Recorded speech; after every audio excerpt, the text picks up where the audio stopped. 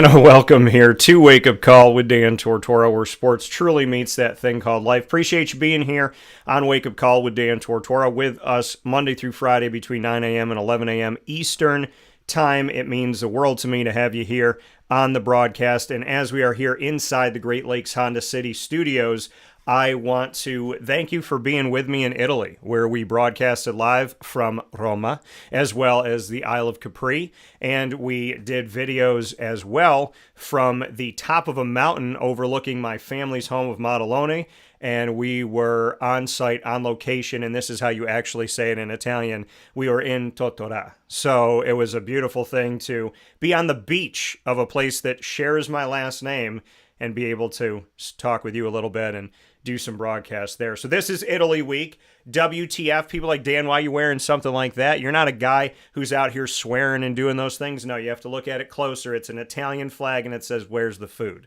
So let's make sure that we get that clear here on the show this morning. It is Italy week, and my guests all throughout the week have Italian blood and or have been to Italy. So we have the opportunity to keep that going today with Adam Zaczkowski in our new edition of the Dolphin Dive, men's and women's swimming and diving head coach and a fantastic leader, in my opinion, who I've gotten to know over many years at Moyne. So we'll have the opportunity to talk with him in the newest edition of the Dolphin Dive. And as you know, as we get everything set up here on Wake Up Call with Dan Tortora, being a one-man band is how we got to do it, and you can't expect other people to help you with that. The other piece of it, Tee Murabito, on the broadcast here this morning, is going to be joining us as well, a longtime high school football head coach, and he just recently retired. He has been to Italy.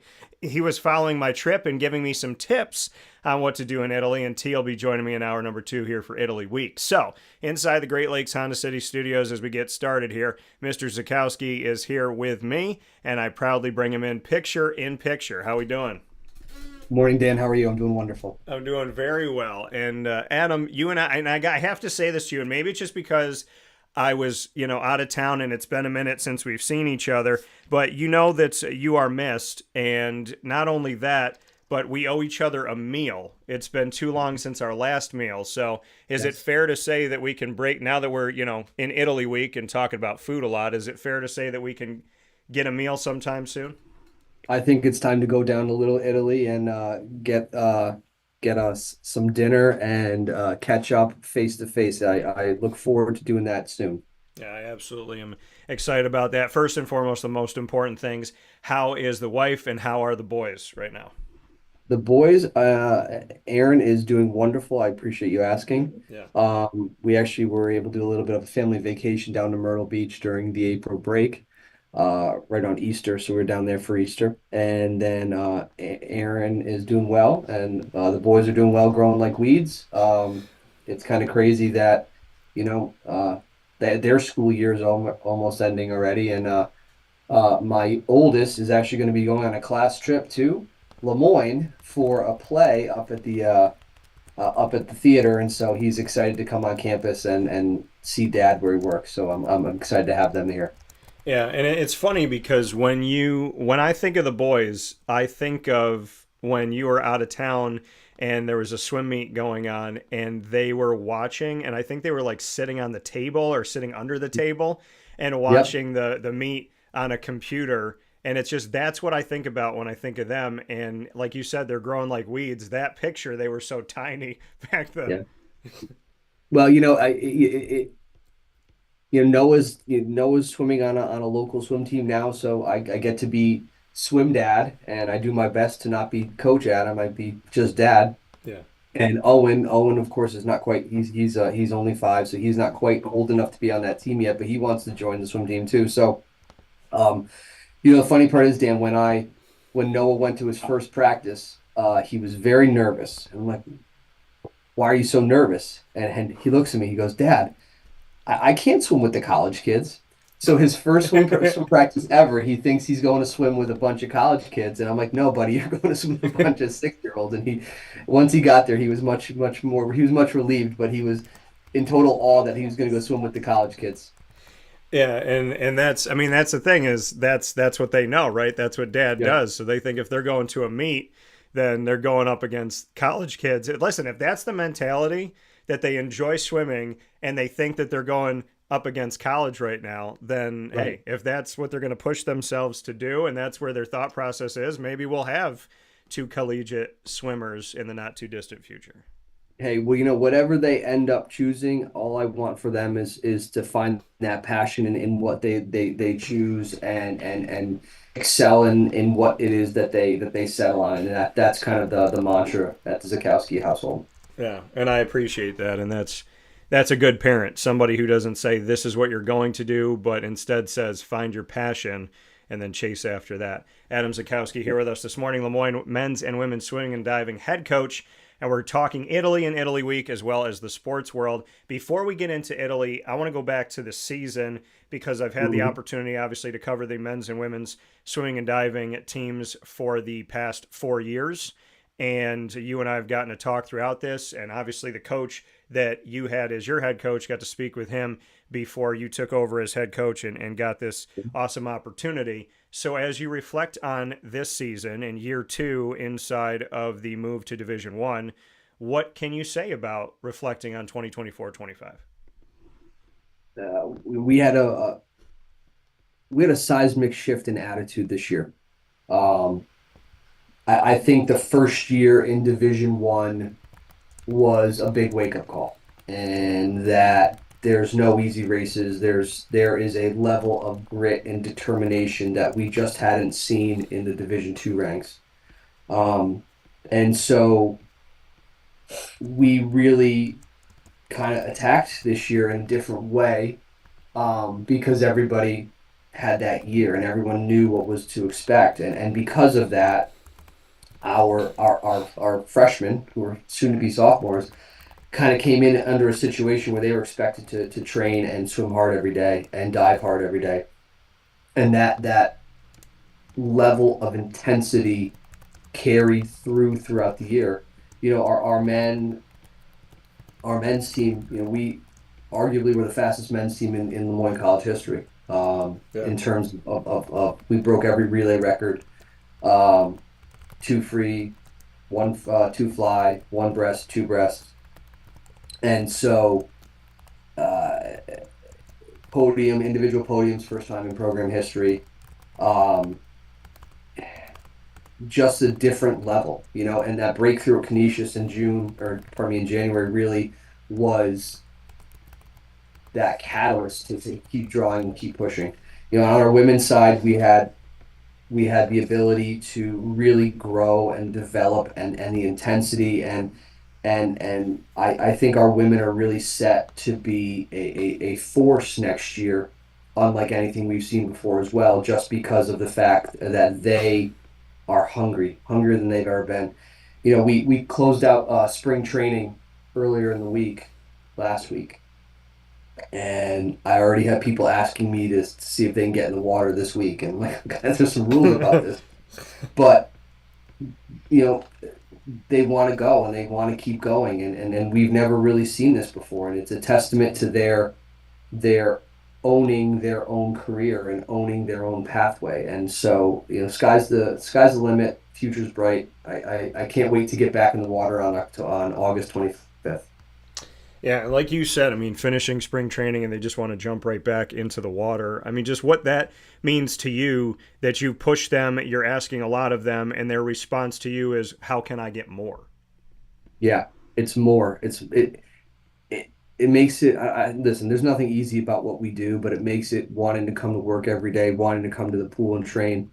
It makes it as easy as possible because they're here, they're hungry, and futures. Like I said, sky's the limit, and I can't wait to get back in August and really attack it again and go get more W's and more school records and really make Lemoyne and the Dolphins that we are a power in our conference.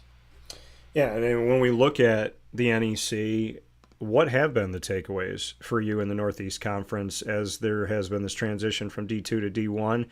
How would you describe the NEC and what is within these pools of life in the last couple of years? Yeah, they're because the NEC has been a transitory place for any 10 schools going up from Division 2 to Division 1. we know a lot of people in that conference. UNH, University of New Haven, said yesterday that they're going to accept a reclassification bid and join the NEC. So another NE10 school moving into that way.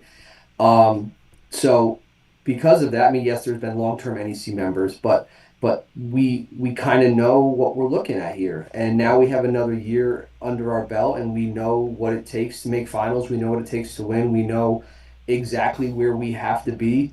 We know now exactly what our recruits need to look like, right? And so because of that, our women's recruiting class and our men's recruiting class for next year, starting in the fall, are really stellar.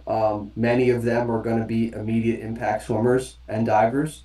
In the fact that they're going to make finals and score points right off the bat. And so our incoming class is very strong, and that's because we now know exactly what we need in order to be competitive within our conference. Well, and you're somebody who's always planning ahead, having your schedule ready like 2 years in advance. So when you talk about knowing exactly what your student athlete needs to be and what they need to look like, you're planning ahead. So you've seen a transition and a growth and a move within your swimming and diving teams, but Right. you're also planning ahead. So you have to kind of be right now and then, so that you could be right for later. What have you been looking for and addressing with recruiting that has worked this season and that you feel like is going to work as we move forward? Right. So we have the hard fact numerical values that we have. So we look at what times are needed for us to have conference finalists, and so we have developed recruiting standards time based that are, you got to be in that, you got to be faster than those times that we have there really to kind of get garner interest. Yeah. But more specifically, Dan, we have been very successful in bringing in athletes that are culture people, right? They're here at Moyne because they want to be excellent swimmers, they want to be excellent divers, they want to be excellent students. We talk about leading in the pool, in the athletic department, and on campus, and we are developing leaders throughout the entire campus. We had our awards banquet yesterday for the athletic department, and four of the top 10 athletes with GPA are on the swimming and diving team. 40% of Yeah. the top 10 are right here with us. Our women's senior captain, Alex Welliver, who you've interviewed, she was the service and leadership award winner for the 24-25 season for the entire department because of her ability in the classroom and her work that she does outside the campus with volunteering. And so it's about leadership. We talk about in recruiting, Dan, that we can make good people fast, but we can't make fast people good. And so we want people who are character building people. We want people who interact with their family the right way. We want people who are already leaders on their club teams and their high school teams that are coming here that fit into our mantra of being leaders. Yeah, and I love what you said. We can make good people fast, but we can't make fast people good. There's this thing that's been on my mind for years now, and it's, can Lemoyne stay Lemoyne when you do this transition, right? Because you go to Division One, there's more focus on money, there's more focus on recruiting, there's focus on making sure that in this transitionary period there's could be such an emphasis on athletics and making sure that you're doing what you need to do in the pool and you're doing what you need to do on the court, in the fields, and the tracks of life, but not necessarily in the classroom. And some places lose their identity. You're talking about your specific program keeping that identity, still looking for good people, high character people, people that are going to make something of themselves in their lives beyond the sport that they play. And I would love to go a little bit deeper into that because you and I have always been about high character, not just saying, but doing, and being people that other people can lean on. So the fact that you still have an emphasis on that in this transition doesn't shock me because I know who you are and what you go for, but it's something that I think Lemoyne needs in this transition. Yeah, when when I when I took over for Coach Hannah, we had 39 swimmers on swimmers and divers on the roster. About 24 women and 15 men. And through kind of really looking at swimmers and divers and athletes, we've grown our roster to 52 next year. So we're going to be 13 more athletes on our roster than when I started. And we have people graduate because that's what they're supposed to do, right? Yeah. And so we're going to be 13 stronger next year, and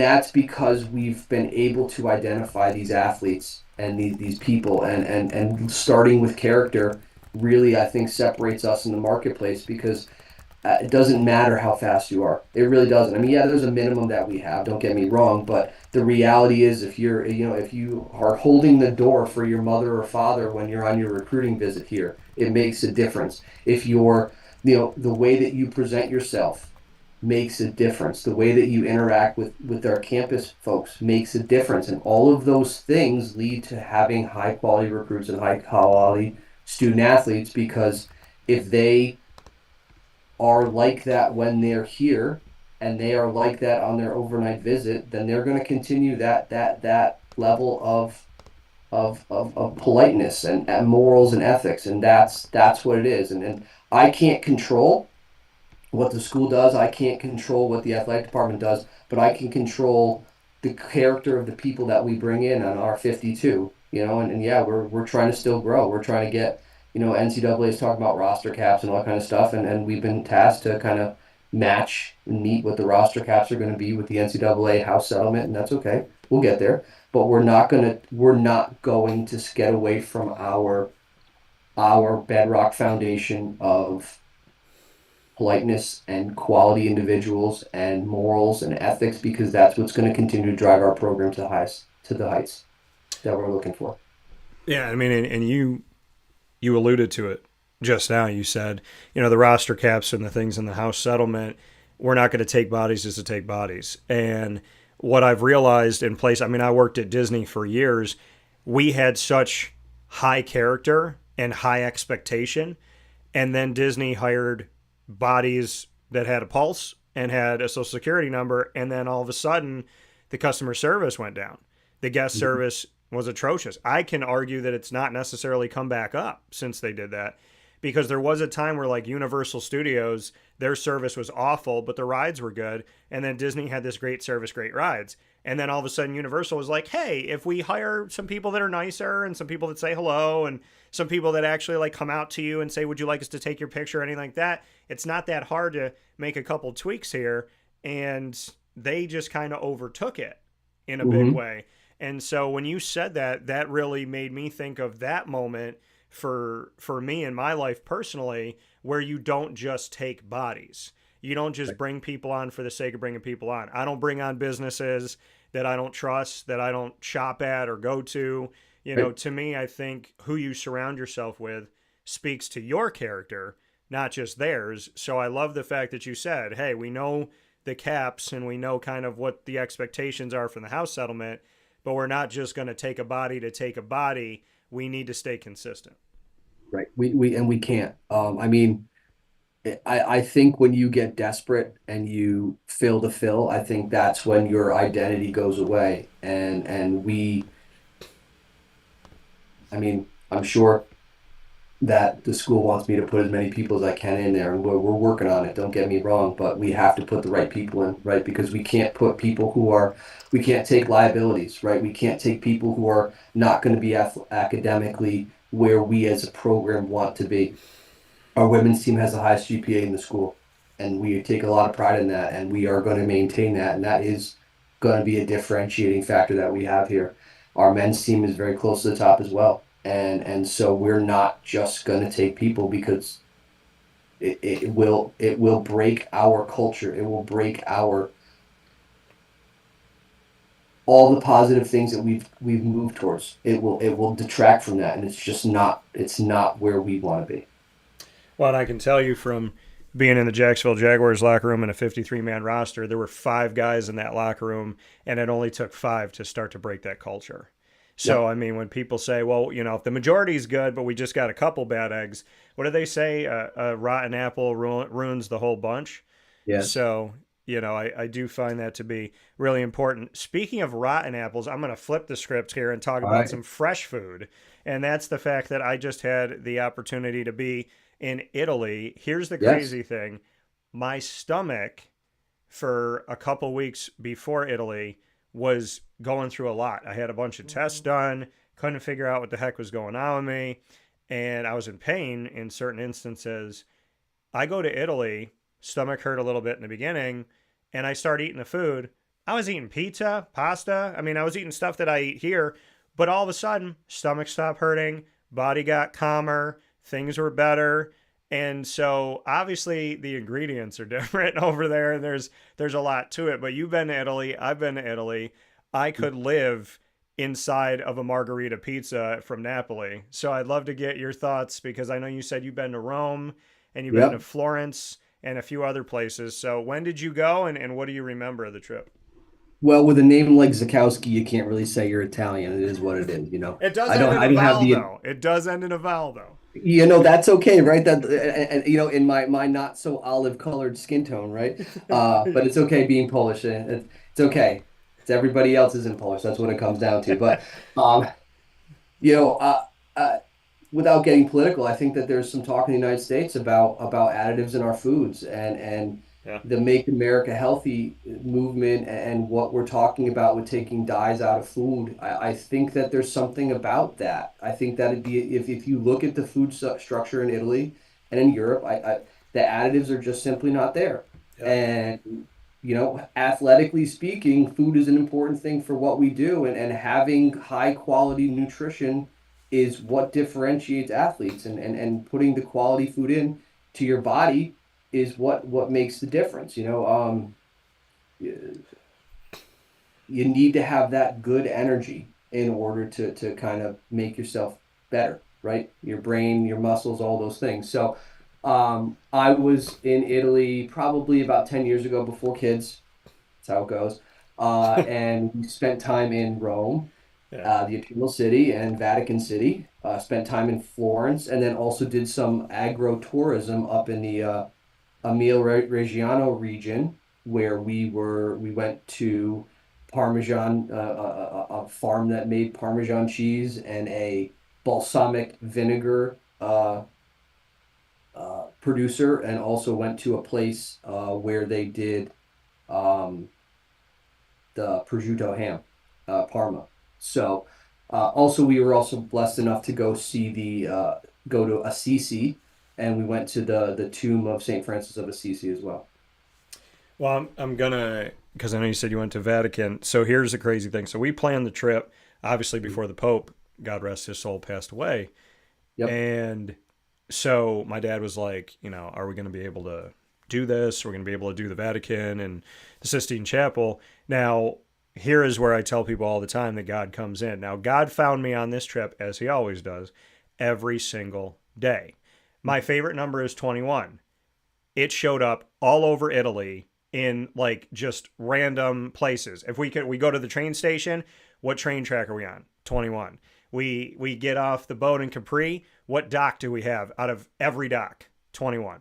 So God found me at the Sistine Chapel, and the thing about it is I was saying to my dad, do we go Friday or Saturday when I was booking to skip the line? And I booked it Friday. He was like, let's do Friday. I said, okay.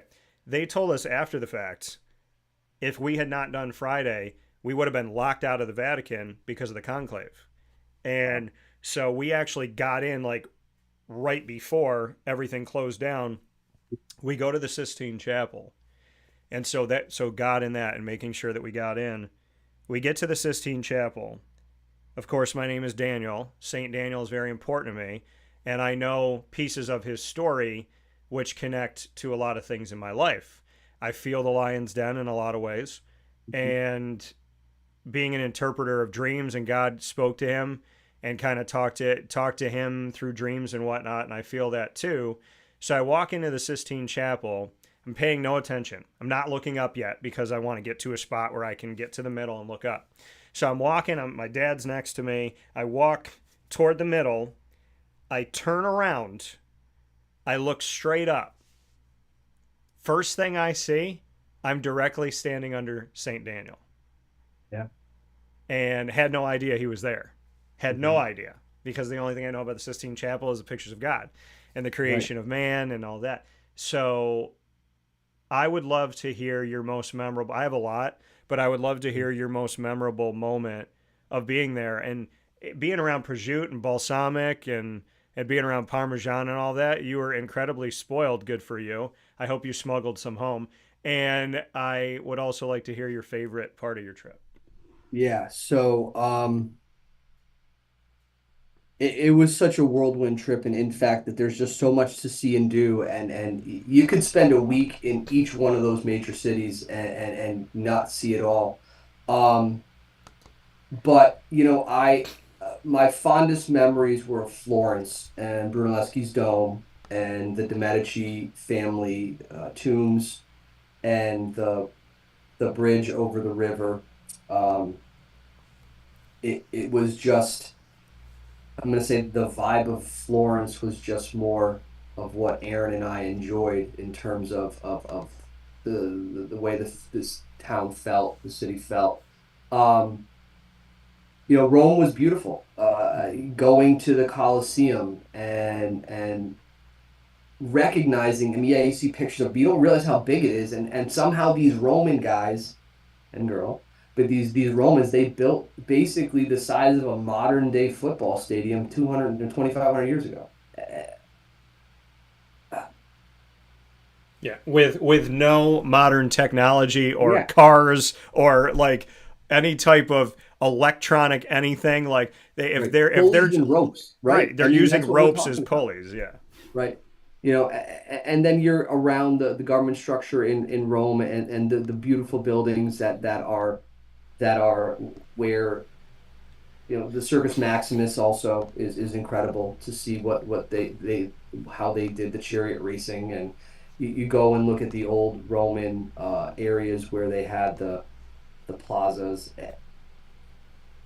It's like you go there, it's all of the stuff you read in in your history books, and then you get to go see and look and feel and touch, and it it it allows you to understand the complexity of that society and how really Western civilization was formed, and how they still, in some regards, dictate kind of things that happen today because of all of the European inlays that they did with the roads and the aqueducts, and the fact that that's still all they said at one point all roads lead to Rome, and that's probably still true in some regards because of the way that they built the things that they did. And I you certainly you get a bigger appreciation of all that stuff. And listen, the food was great. The food region was great. Yes, we had the wine with the Super Tuscans. It was excellent too. But for me, it was the architecture and the history that really was fascinating.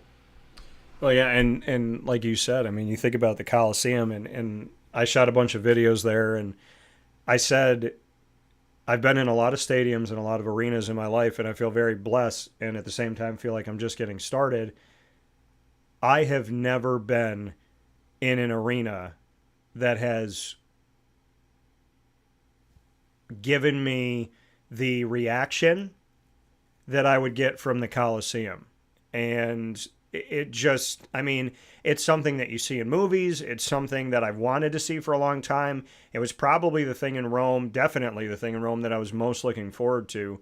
And, but I will say this, having a close relationship and God being most important to me, I do feel things and I feel the presence of things. Mhm. So I will say that they brought us through the loser's gate, and the loser's gate was where people went after they lost a battle and or died in battle. And coming through that gate, our tour guide was talking over here, and I walked away and I went toward this thing on the side of the gate, and it was like black bars, and you look down into this pit. And I said to my dad, I go, come here. I said, when you feel a breeze coming from the sky, coming from the air, you feel it come down. It's kind of warm, then it's cool, and it goes by you, but you feel that it comes from somewhere. I said, stand right here and feel the cool air that's right in front of your face. I said, there's something here. And so, like, I felt that. I felt that in the castle of Sant'Angelo a lot. And they had prisoners there. So there's all of this stuff to Rome. I mean, the Roman Forum, which is right by the Colosseum, 2,500 years old, was built 7 years before Christ.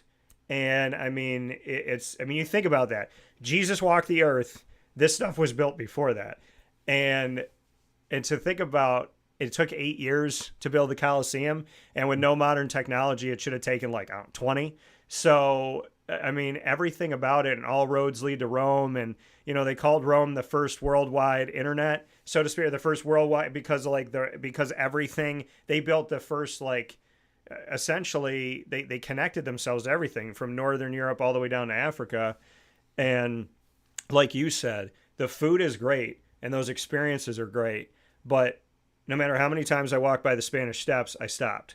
No matter how many times I, thought about the Colosseum, I took so many pictures and videos in the Colosseum that the tour guide had like walked forward and left everybody. Like, she was just like, okay, let's go on to the next thing. And I'm like, she's like, let's spend 5 minutes taking video. I was like, I think I'm going to take a little more than 5 minutes at the Colosseum. Right. So just, being around that, and Palatine Hill, I'm sitting here thinking to myself, like, okay, the Colosseum's what to see. We go up on Palatine Hill. You're walking through the ruins of like beautiful palaces of people, and you're seeing how like the earth has changed and how there's this beautiful mosaic floor and it's uneven and it's like literally grooved, and it's crazy to see. And there's pillars that are just kind of half left up in certain places. There's these beautiful buildings that are in great shape, but the path inside, there's like a gap of the staircase to get in. I mean, so to your point, walking around Italy is like finding out that your history teacher wasn't lying to you. Yes. Yeah. I mean, you almost have to bring your history book with you too, because you see all these things. And again, it's also funny, you're there, and I hate to say you take it for granted, but you're like, oh, there it is. And it's sometimes easy to forget what it took to get there, or how it took to get there. Yeah. And, I think that lots of times in life, we run past things and we're too quick to do things. And sometimes the most beautiful things are right in front of you, and you just need to stop and feel that breeze. Well, that was really what the trip was about for me. It was about, I went on the trip at a time in my life where I was emotionally, spiritually, and mentally exhausted. Yep. And I kept saying, I feel like this trip is at the right time. I feel like this trip is the right time. But I thought the trip was at the right time for people that were in my life. What I found out was it wasn't for them. It was for me. And it was for my dad, and it was for our bond. And so I was hoping that my trip would show people this and show people that and help them to appreciate. And when in actuality, it was like God saying to me, look across the table at your father. You're in Italy. You're eating a meal here. You're in Rome. And, to just physically be there and walk around every single day. I came back in the best shape of my life. Like, I have been in good shape in the last couple of years. I am in the best shape of my life. I climbed a mountain when I was there. So like nothing I thought in my head, like maybe someday I'll climb a mountain. And then you think about it and you're like, well, that's going to be a lot.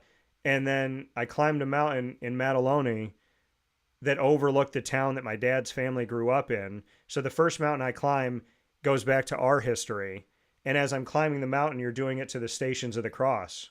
So you're following Jesus on his path up to his cross and eventual resurrection. You're simulating and reenacting the Stations of the Cross up a mountain in front of where my family grew up. And like that to me, and I keep coming back to the fact that the higher you got up the mountain, the more narrow it got. Narrow is the path to heaven. And getting to the top and talking to God up there and saying to him, like, this is what I'm leaving with you. I'm leaving the past. I'm leaving the present things that I need to leave. And I'm leaving the future ones. I'm leaving future fear, future negativity, future doubt. I'm leaving it with you. I'm telling you, I don't even want to carry that a day from now. And it's a lot of promises I made to him on that mountain. And there's a lot of promises I need to keep. And Right. so I would say, Adam, you and I talk about faith and we talk about the bigger things. There's something to be said that, well, I said it in a sentence. I said, I went out looking for something and God went out looking for me and he won. So I went out looking for something that wasn't him. He went out looking for me and he got my attention. Not that I was looking for the opposite of him, but I was focused on worldly things. He was focused on getting me right and he won. Well, And I feel like Dan that there's some kind of a spiritual revival happening. We were, like I told you, we were in Myrtle Beach. But for Easter, we went to a church down there. Every pew seat was taken. The choir, they had seats in the choir. Every seat was taken.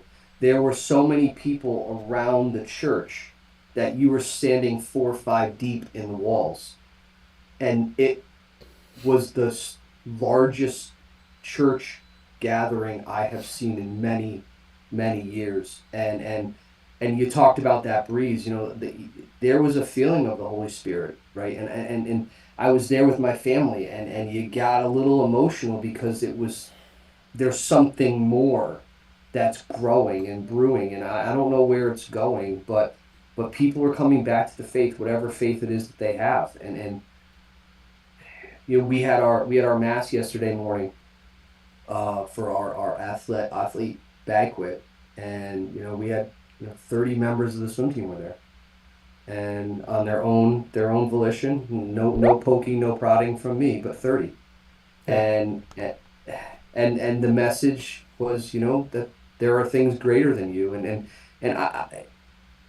things have just been happening, and I think that people are more aware spiritually. I think they're more aware of themselves in a way that they're trying to find a deeper meaning, and I'm happy that you were able to get that solitude, and you're able to find that, because I think that that's a big thing, and having the courage to go find that, and the courage to have the ability to open yourself up for that. That's a really awesome story. well, because I have a very deep feeling and belief that the world and the spiritual realm world, people think we're so separated. Heaven's way up there, hell's way down there, and we're somewhere in the middle. I think it's more of a parallel that you can reach right into it to your side, or it can reach back.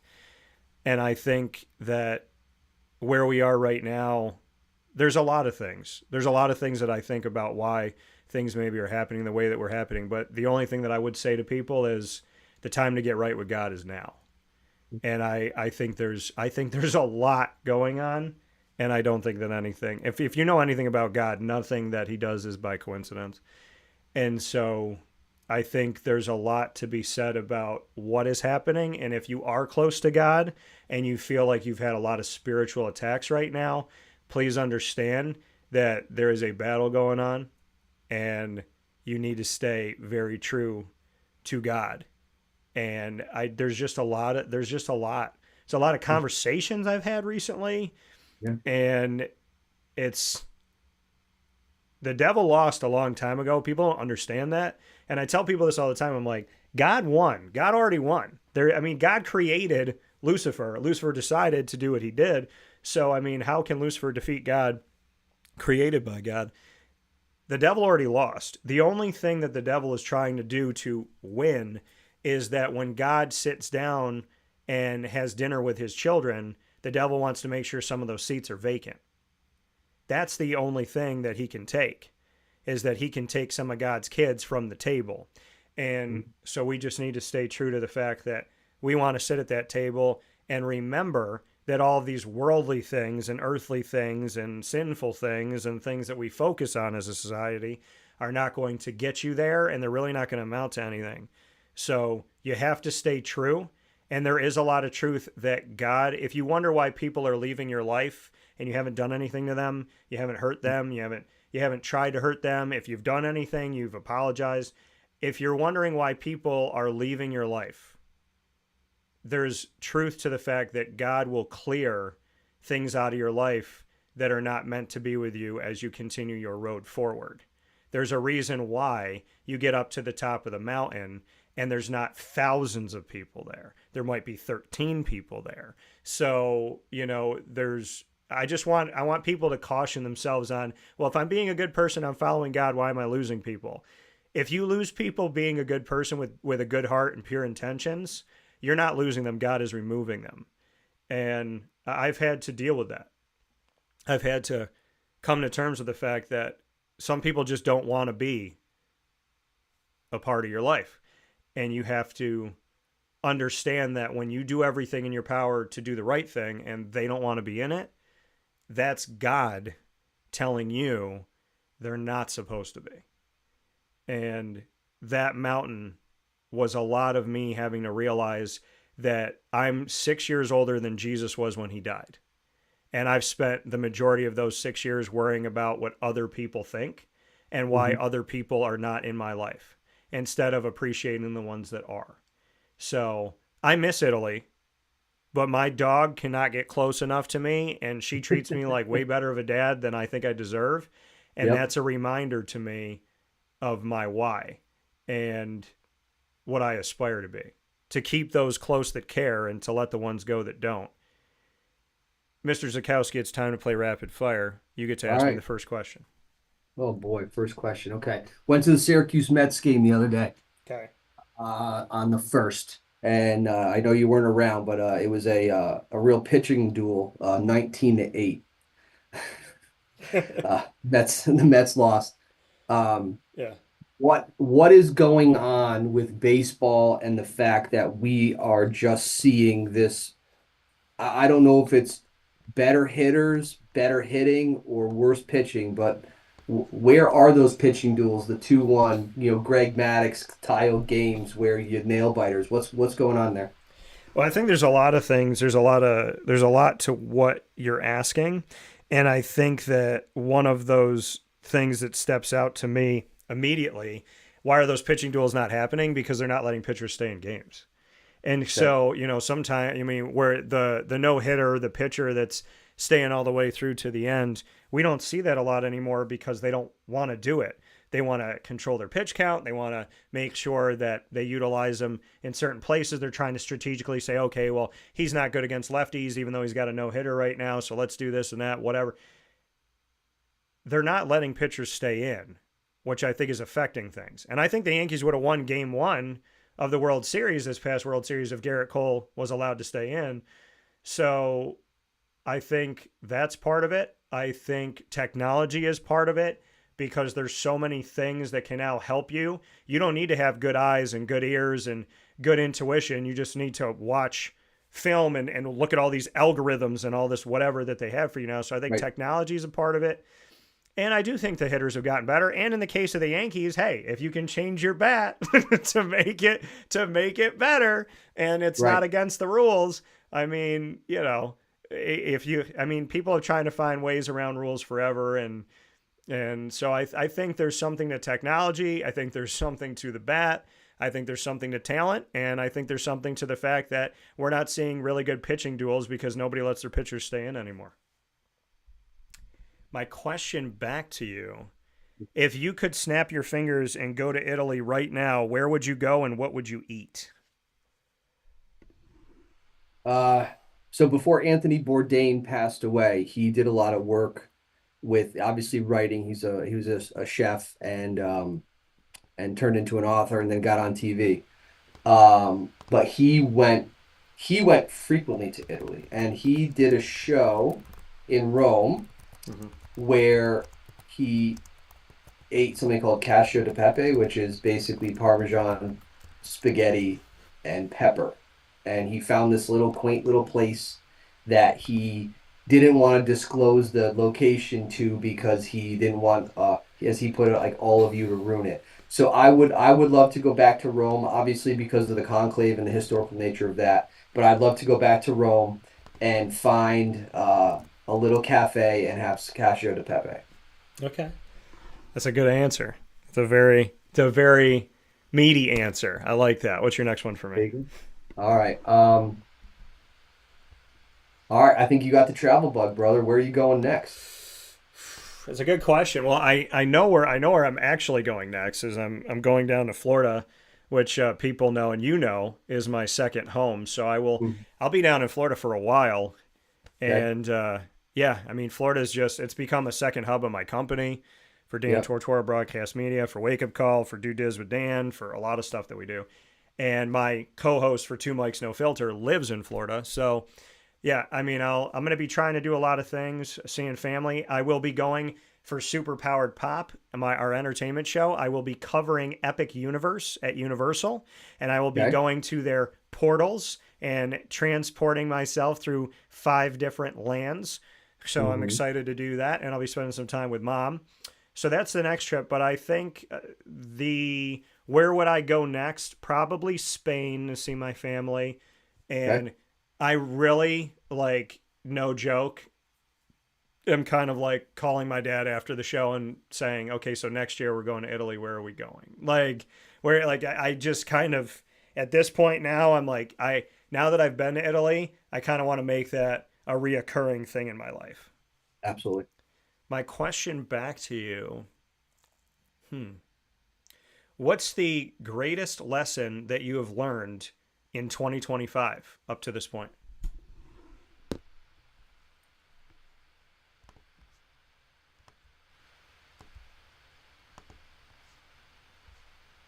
That the effect that I have on student athletes is more meaningful, farther reaching, and deeper than anything I've ever realized. And I have joy in the fact that I have the ability to be around these men and women, that I help mentor them. I have the ability to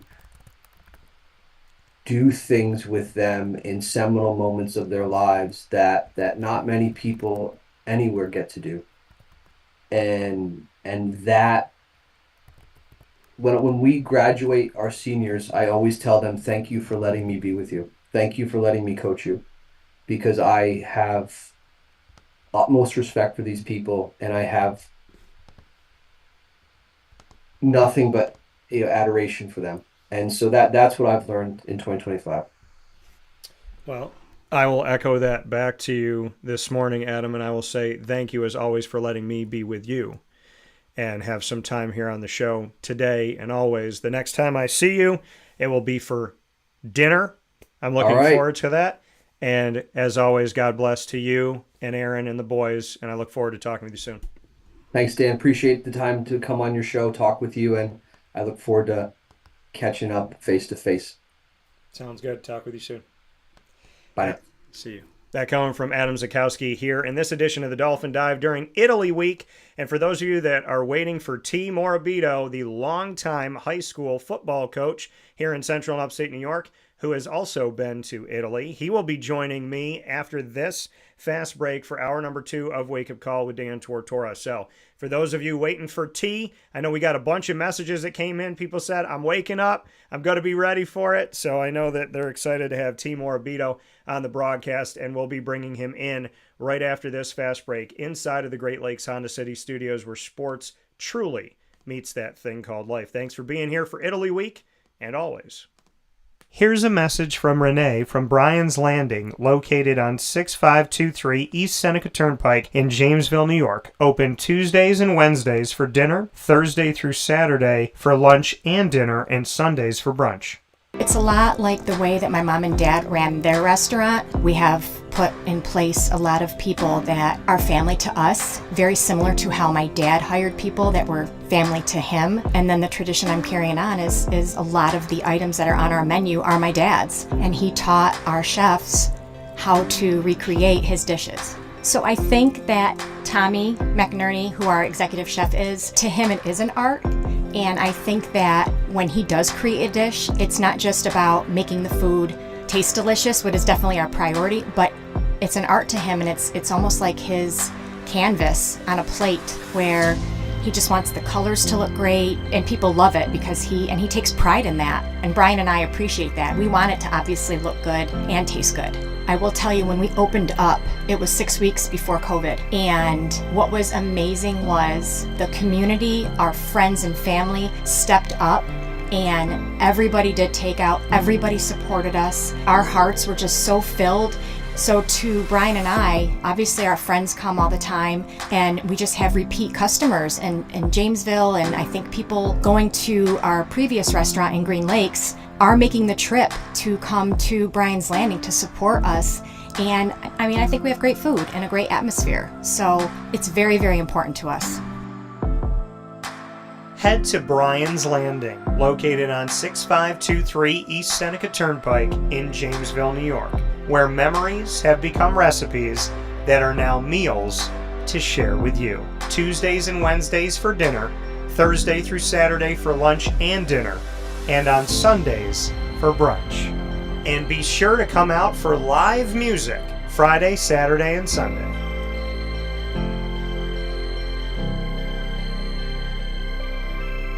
Here is a special message from Brian Bruno, owner of Servomation Refreshments Incorporated. I grew up in the family business. I had the experience of working for a national food service company with thousands of employees, and as much as I enjoyed the experience I had, there's something about owning my own company and being able to change the things I saw wrong with the industry firsthand, which is why I moved back to my hometown in Canastota, New York to launch Servomation. It was back in 2007. When we first started the business in 2007, really you didn't find any machines with credit card readers. There's a lack of variety in machines. You got stuck with basically whatever the vending company wanted to sell that day. There's a lot of inefficiencies in the business, and those were all things that we saw as opportunities, both from a customer level to improve and from an operating level to be more efficient. We've really been at the forefront of introducing retail technology into our space. We were doing self-checkout back in 2009 before it really became a national phenomenon. The whole point of it isn't to just improve the customer experience, it's to make it feel more like a retail environment where people don't have to be afraid of what they're buying behind glass. They don't have to be afraid of not being able to see the ingredients of the packages. It was an easy transaction from that standpoint. If we were to reinvent something, we wanted to make sure what we were making looked and felt more like a deli and not like something that you would traditionally see in a vending machine. I was tired of hearing for years the customers say the wheel of death because the vending machine would circle around with the same tuna salad in it. What we wanted to do was it really change the perception of that food. So allowing customers to touch it, allowing customers to feel the weight of it, allow customers to see the freshness of it, and also the variety of it really helps them change the perception and ultimately the value of what we bring to them. The point of differentiation you have to make is either in value or the quality, and I think on both of those fronts, Servomation has really in large part changed that value system for employees, so they no longer have to worry about bringing their food from home or having to leave their desk during the day and rush out to get back in time for their break to end. We're bringing something that they can count on in their break room every day, and they know it's going to be there, they know it's going to be fresh, and they don't have to worry about it being sold out or something that they don't enjoy. We've also heavily invested in flavored water machine, so you can get a glass of water with a fresh piece of fruit in it, along with bean to cup coffee machine. So there's not a day that goes by we're not surprised when we get customers that call us and say, we didn't know you could do all this. We're really lucky to have a strong group of dedicated employees. Most of our employees have been with us since inception.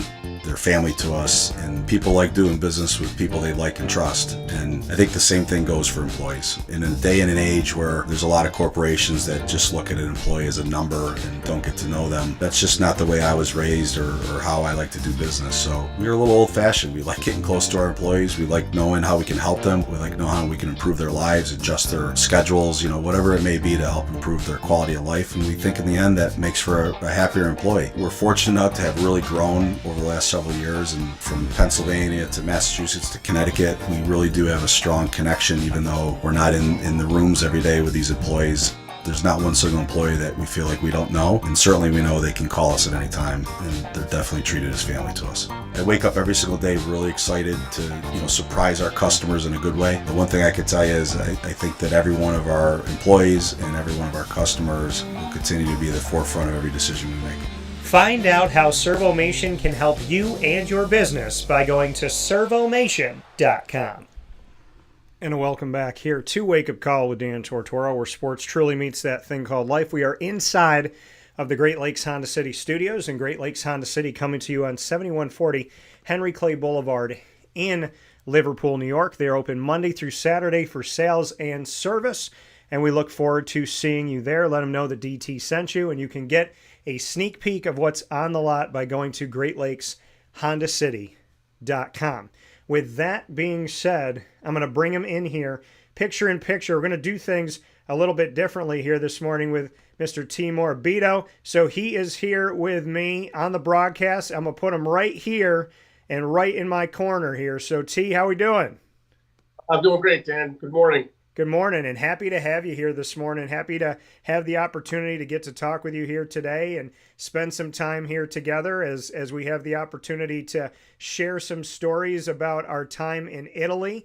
And so I know that you've had the opportunity to get out there and have some fun and to experience it. I know that you were kind of tracking where I was going, giving me some advice and some thoughts, which I appreciate tremendously. And I know that I got to see and live vicariously through you a few years ago when you went out there to Italy and got to spend some time and have a nice romantic getaway, a nice little vacation for you. So happy to have you here today and would love to get your thoughts. I mean, how do you think I did? How do you think I did out there? Well, thanks for having me, Dan. I actually was excited watching your trip. It kind of brought back memories of the trips I've been over there. I've been 3 times. But I'll tell you, mine was similar to yours, that you went with your dad. Yeah.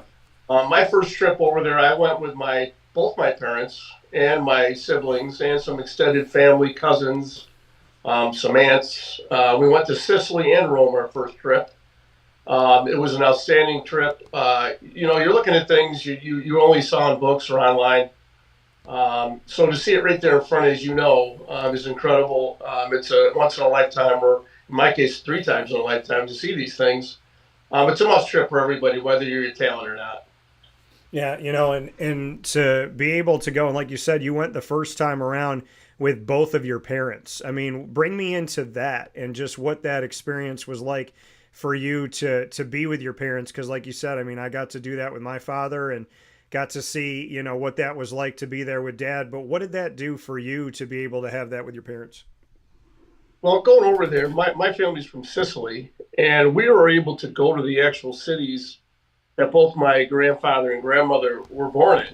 And my grandmother's from this little small town called Chilato, and it's about a city or a village of 600 people. And I got to see the actual streets that my grandmother walked on. A funny story was I'll tell you a quick funny story. We were in the municipal building trying to look up her birth certificate, and make a long story short, the gentleman that was trying to help us didn't speak a lick of English, but to find out through our interpreter was a distant relative. So there we were actually talking to somebody, part of our family that actually stayed in Sicily, right there in front of us, having a conversation through an interpreter. It was quite incredible. My father's family was from my grandfather was born in the little small village in the base of Mount Etna called Santa Veneria, and we actually went to the town and saw the house he was born in. So to be there next to my dad and my parents and my siblings and my extended family that also were related to my grandfather and my grandmother, it's just quite incredible that not everybody gets that opportunity. It was heartbreaking, or it was heartwarming. You just stand there in awe and look at this, and you just feel very blessed to be able to stand there next to your parents to see it. Well, and I've talked about the fact that God found me in so many different ways, and you just mentioned something that I feel like is not a coincidence. I call it a God incidence, that you have this interpreter in your family's home and it ends up being a distant relative. What did that do for you to reflect on that and to live in that moment of, here's a situation that somebody might want to say, oh, that's just a random coincidence. And you're like, no, I'm on the other side of the world, and somehow of any interpreter, we find a family member. Well, I'm going to expand on that. The second time we went, I was with my same family, but the second trip I went included my teenage children. So we went back to that village so my teenage children could also see these places. So there was three generations standing there, two or three generations standing there witnessing these things together. And my kids were a little in awe of it all as well. But I'm so glad and fortunate that my parent, my dad and my mom were able to be there with my children to experience such a trip. But sitting there, the gentleman looked a lot like me, believe it or not. He was old. He was about my height. He seemed to have my mannerisms. So it was funny that we obviously we hit it off. We had the same chemistry, so to speak, and you could tell we were relatives for sure. What did your kids, I mean, what was their kind of moment of take when they talked to you about it? What did they say about their experience? Well, they didn't know what to expect, and they've heard of these places, and they've heard of me obviously talk about them as I went before. I think they were in more awe than any of us. Just being able to be there, they've seen these things online. They didn't have textbooks; they had stuff online when they were in school. But to be there in person and to experience it with me and the rest of their family, it was incredible for them. But I'll tell you a quick funny story. I proposed to my wife our second trip on a beautiful sunset on the west coast of Sicily near Trapani. And I didn't tell anybody I was going to do it. And I hid the engagement ring in my son's carry-on. I didn't tell him. But when we got to Palermo, the airport in Sicily, he was in charge of keeping track of that luggage piece, and he's the prankster. As I look around, I don't see that piece of luggage, and I'm looking around. I'm kind of getting a little scared now that somebody had taken my luggage, or someone, took it by mistake or whatever.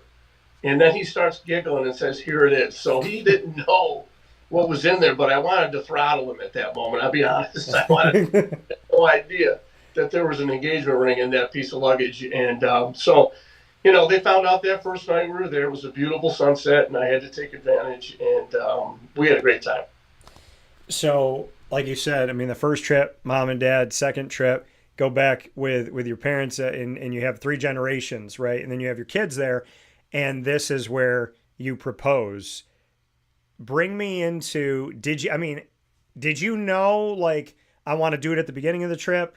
I want to make sure. Was it kind of like, I have the ring, I have the woman, I'm going to do it when I just feel like it's the right moment? Or did you have a thought of what that moment was going to be? Well, being nervous with it on my persona, I wanted to get it to her as quickly as possible. Okay. Before I lost it. And I was just lucky and fortunate that the good Lord above, the first night we were there, the sunset was just incredible. Yeah. And I timed it just right. The sun was just hitting the sea, and that's when I proposed, and I couldn't have asked for a better moment. I think my wife appreciates it. She seemed to be pretty excited and was not expecting it. So yeah, it was, we were fortunate, or I was fortunate. The first night there, I was able to propose. Well, and I look back on that, and I remember seeing that, and I'm actually looking on my phone right now. I remember seeing that moment that you proposed, and just thinking to myself, because I had known you, obviously we met years back, and so to me, being able to see that for someone, and I say this to my mom because my buddy, he just got engaged and let me know yesterday. There's the people that, like, they think about themselves and they think about what they want, and then there's the people that want to see other people win. When I saw you get engaged and I saw the smile on your face and getting to know you over the years and all of that, like, seeing you get to be happy, look like you're both happy with each other, that you found the right person for yourself. Like, I remember going back to that, and of things that I'll forget what I had for lunch. I don't forget seeing that moment for you and just thinking to myself, like, he deserves that. So, I mean, I'm happy that you shared that with all of us. Good friends want others to be happy. not about yourself; it's about others. I want her not. I want it to be something that she would remember for the rest of her life. And you know what? I think I did okay. No, you did a good job, definitely. And you said you've been 3 times, so when was the other time? So I did a similar path to you this last time, where I went to Rome.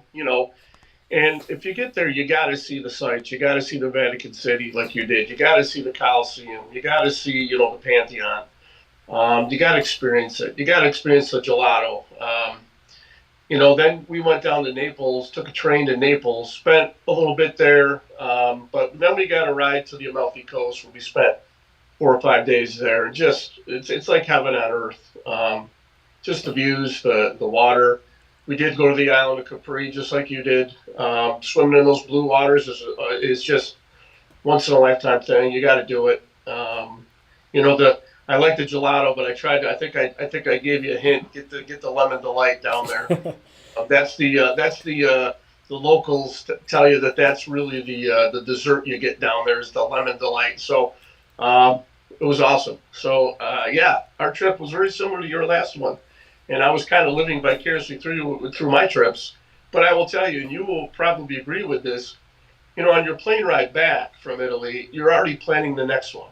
So Yeah. and what can I do the same? What can I add to it? So I mean, we're in that phase right now where we're going back not this summer but next summer. We're getting like a big group to go, and they're counting on me to kind of show them some of the better highlights to best use our time, and I can't wait to get back. Yeah, and I mean, I said that earlier this morning on the show. I said my thought is, what am I planning for next year? What's my take on what we're going to be doing? And yeah, to start in Rome and take a train to Naples and then take a train to Tortora, which was insane that there's actually a place in Italy that has my last name and it's beautiful. It's this small area and it's mountains. There's a castle. There's the best seafood I've had in my life, the beach, and because of over time volcanoes and different things, like the sand is dark gray and the rocks are incredibly designed. The rocks look like they've been painted on. And so I brought a bunch of those home. It's like, what did you bring home from Italy? I was like, I brought home pieces of Tortora. And then we went to Maddaloni, where my dad's family grew up. And then Tortora's in Calabria, and Calabria is where my mom's family grew up. So we got to be around those areas and get to experience that. And like you said, you plan the next one and the things you want to do. My other parents, Papa Joe and Mary, I call them my other mom and dad, my aunt and uncle. Because I know Papa Joe told me that Mary loves the Trevi Fountain. So I made sure to FaceTime them and surprise her. And I was sitting right at it, water right behind me. And so we got to talk with them. I got to show my mom the balcony, and we broadcasted from Capri and we broadcasted from Rome, and to go back to where my family originated from and broadcast my show physically from that was insane to me, to think about what they wanted and why they came over from Italy to America, and then to go back to them and say I want to show you what I'm doing now. I hope you're proud. I hope you can hear it up in heaven. And so, I mean, you can speak to this, T. It's such a faithful thing. It's a pilgrimage of sorts. It's just different. It's different. It's different when you're a purposeful person, and I believe you are, and you just feel things differently. When people say, what do you remember? It's like touching the sand.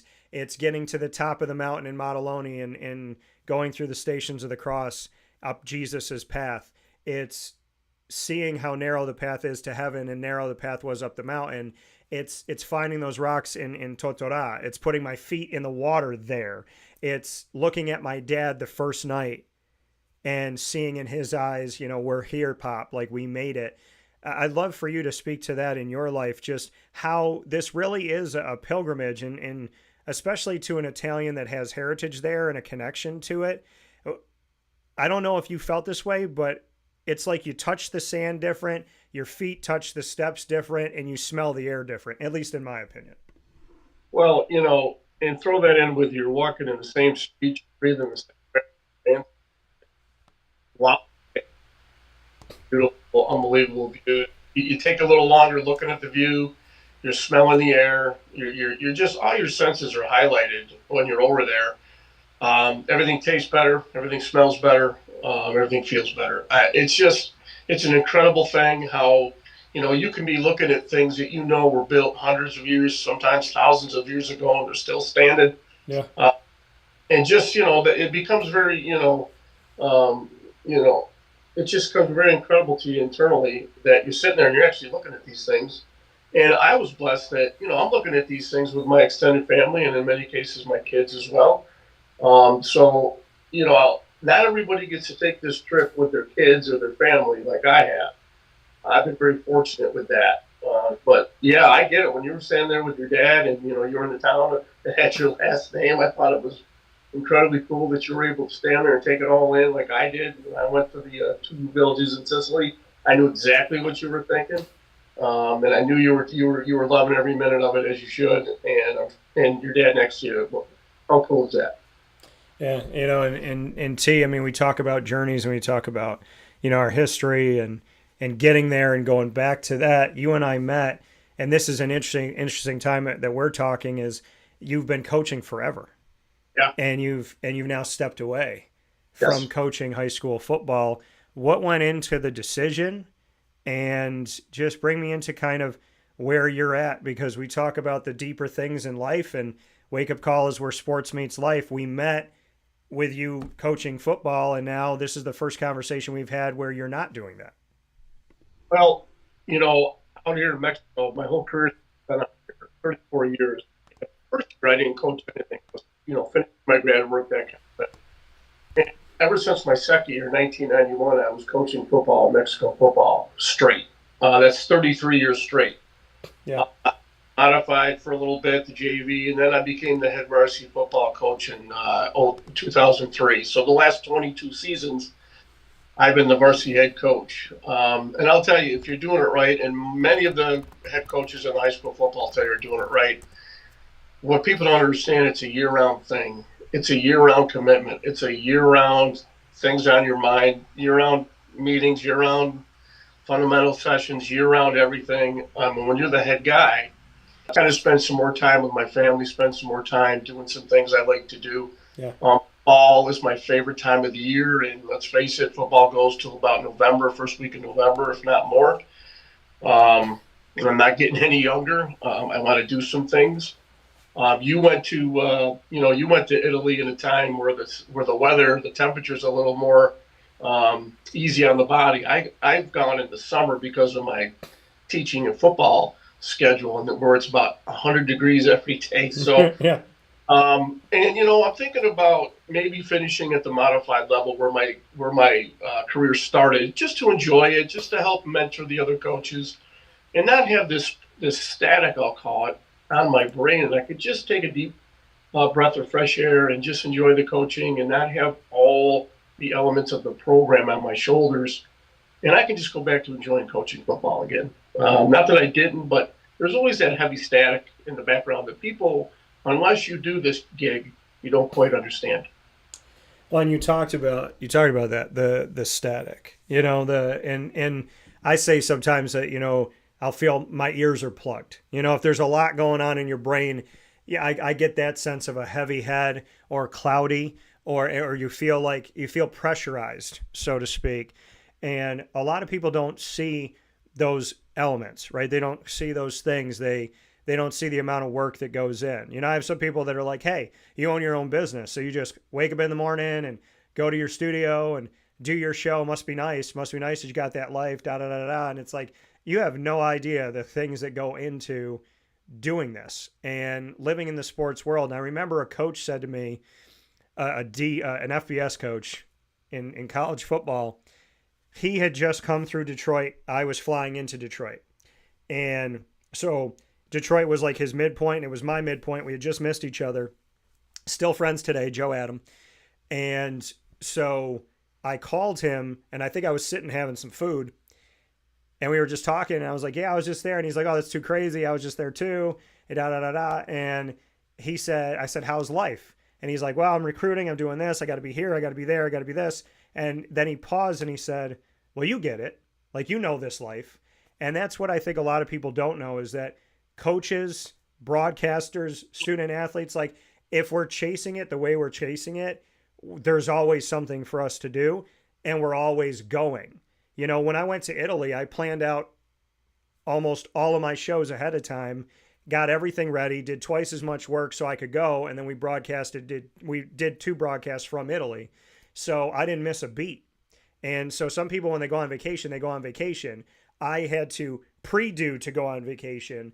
So I understand when you talk about the static or that kind of pressurized thing. What was the static to you? What was the stuff that you just got to a point where you said, like, even when I'm sitting and I'm watching TV and my wife's talking to me, my brain just feels like it's going at all times? Well, you know, even in the off season, you got these things on your brain, like what coach is staying and going, what coach are gonna do this, what coach is gonna do that, what players are staying and going. Just you know, organizing the whole program. You know, and in season, you know, we start on a Sunday with coaches meetings. That goes into Monday practice, watch more film, Tuesday practice, watch more film, Wednesday practice, might have a coach's dinner, put our sheets together. Thursday practice, Friday game, they come over to my house, we watch the game. If we win, we enjoy it. Even if we lose, we'll enjoy it, but we'll take notes. Yeah. Saturday we get a few hours off, but then we exchange film Saturday afternoon, and we're back at it. I mean, during the season, it's a 7-day-a-week, 24-hour job, and then some. And then in the off season, you're watching films in the off seasons of players coming back. What do we have coming back? Who do we try to recruit in our school system? What coaches are staying? What coaches are going? I mean, it's a lot of things. Can I sign out the gym to get some off-season work when it's during the winter? Can I get the turf when it's in the summer? Am I going to compete with other sports off seasons, and how do I work around that? I mean, and then you know, but I will say some of the better parts of it is I've been able to make an incredible amount of friendships through this job, whether it's coaching or with you or with coaches from other programs. I keep in touch. I run it, like you said, you run into some colleagues that, I run into some colleagues, I'll call them other coaches from other teams that have resigned and stepped down. And, you know, when they heard I did, and I did it kind of quietly because it's really not about me. I just wanted to step down and you know, be it more of a personal thing than a communal thing. But when they found out, I got a lot of messages from coaches that I've coached against giving me, you know, you're going to enjoy this time. You're not going to believe all the static, and they use the same word, static, on your brain. And so, you know, it's year-round stuff. Football is a year-round gig in high school athletics if you're doing it right, and most of us are. So, you know, I haven't had the static this year since my resignation back in November. And, you know, I eat a little better. I talk a little better. I'm not as cranky. I'm not as stressed out. And I can just feel that static leave my body. So I get what they were telling me, that you're going to enjoy this and you got a lot more time to spend with your family and friends. And, you know, I enjoyed the football. It was a passion of mine. I put everything I had into it. Win, lose, or draw, I gave it my best. I was trying to give my kids the best experience, win or lose, and give them a great experience at the end of the day. And I will tell you that some of my old players now that are in their 40s, believe it or not, players in their 40s, that when I see them out, it's always a pleasant exchange. And I appreciate that. That's what I've always said, whether you're teaching or coaching young kids, when you see them down the road as men, you know, they come up to you and you have a nice, pleasant conversation. That's all it is for me. Just to be able to keep that relationship going past their graduation. Tee Murabito here with us this morning on Wake Up Call with Dan Tortora inside of the Great Lakes Honda City Studios, longtime coach in the high school football world. And, of course, here in Italy Week, speaking on our connection and the fact that our names end in a vowel and send us back to that wonderful home of Italy. you said about the static, T, if you were feeling it and you knew it and you sensed it over time, how did you know that this past November was the right time for you to make this move? I'll be honest. This last season, we had a lot of adversity on our team at many levels. And to be honest, my wife is the biggest football fan you'll ever meet. She knows a lot about the game. That's a lot of reason why we connected through that. But she'd be up in the stands and she would just say, T, you score a touchdown, you didn't look excited like you usually do. You lose a game, you didn't look all that depressed like you usually do. So she was really the first one to point out that, are you okay? Is something going on? Is this different for you? Are you enjoying yourself? Is it something that you still love? We had a really serious conversation on several nights during my season. And, doing this gig, you got to give it your all, both physically and mentally. And there's a time where you have to say to yourself, the adversity might be too much for you at this point in your career. And if you're not totally excited and enjoying what you're doing, and your passion is somewhat leaking out of your body, you owe it to the kids, you owe it to the program to say it's the right time. And for you, how much has changed? Because when we look at life now and we look at college now, I really feel for all the people that I know that are college coaches or aspire to be because of NIL, the transfer portal realignment. There's so many, the house settlement, there's so many things going on. But at the high school level, is it different? Does it feel different? Are the kids different? Is it the kids are the same, but the situations are different? Or is it that the kids really are different now? I mean, because people have this conversation all the time. The kids are different. The kids aren't different. But the situation to people definitely is. So what is it for you? Is it more kids are the same, situations changed? Or is it that there's just a sense that today's young student athlete is different?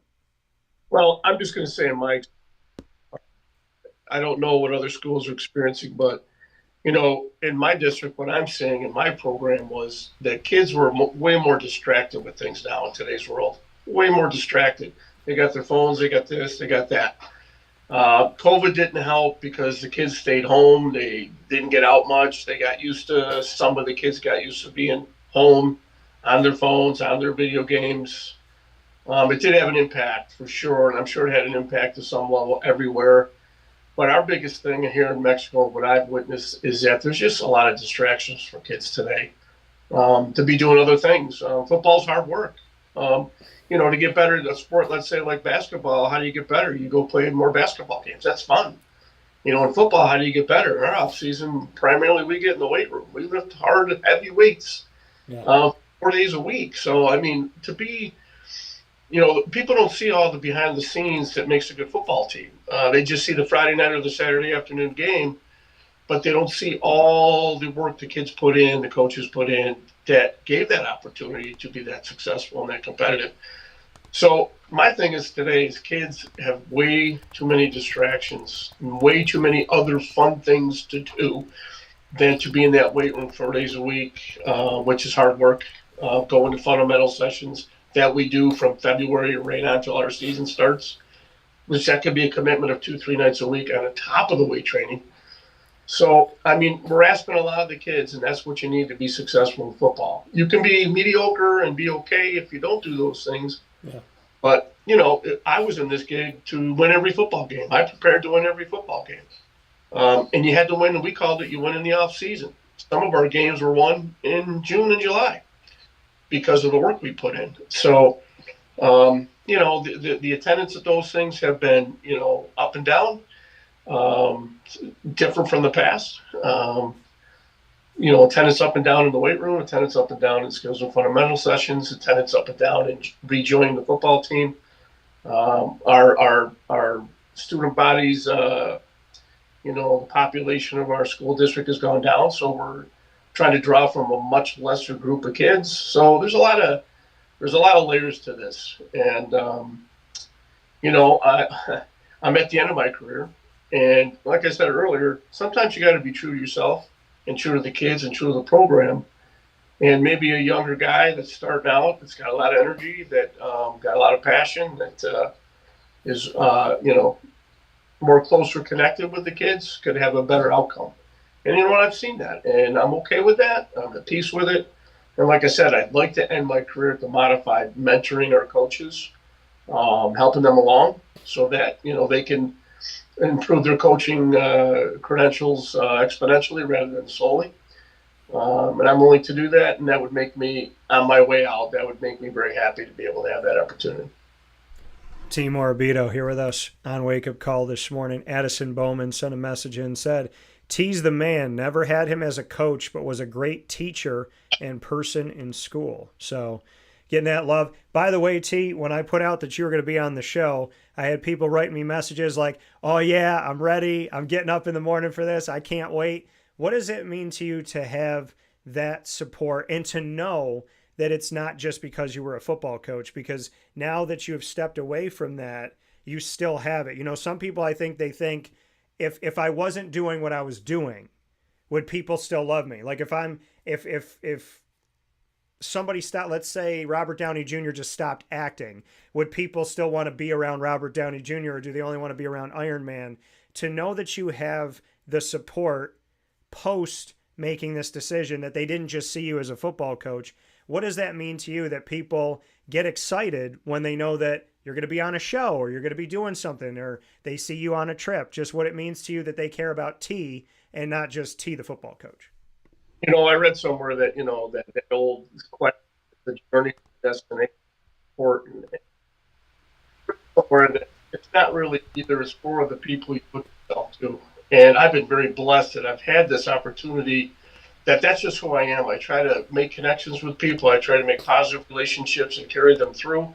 I look out for people. I look out for other people's happiness. It's just not about me.